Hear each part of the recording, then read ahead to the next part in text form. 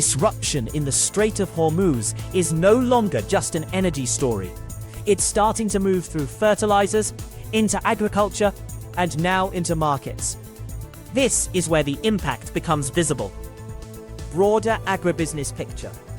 This is where the market starts to separate winners from losers. On one side, companies that benefit from volatility. Grain traders and processors like Archer Daniels Midland and Bunge are seeing stronger margins as prices move and flows become less predictable. Wheat prices are already near multi-year highs, and with harvest forecasts under pressure, that volatility is likely to stay. But the picture isn't uniform. Input costs are rising across the board. Fertilizer, diesel, materials. That's squeezing margins for companies like Stott's Miracle-Gro, and it's starting to affect farmers directly.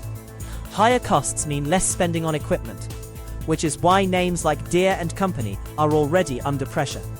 So this isn't a single direction trade, it's a divergence story.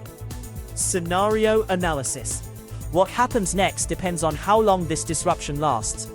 If the conflict is short and Hormuz reopens quickly, fertilizer prices ease, planting holds, and the current rally fades. If disruption continues into the summer, prices stay elevated, farmers adjust, and food inflation begins to show up later in the year. But the real risk sits in escalation. If countries start restricting exports, this shifts from a market adjustment to a policy-driven shock.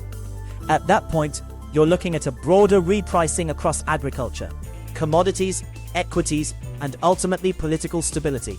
So the question is not whether pressure is building, it's how far it spreads.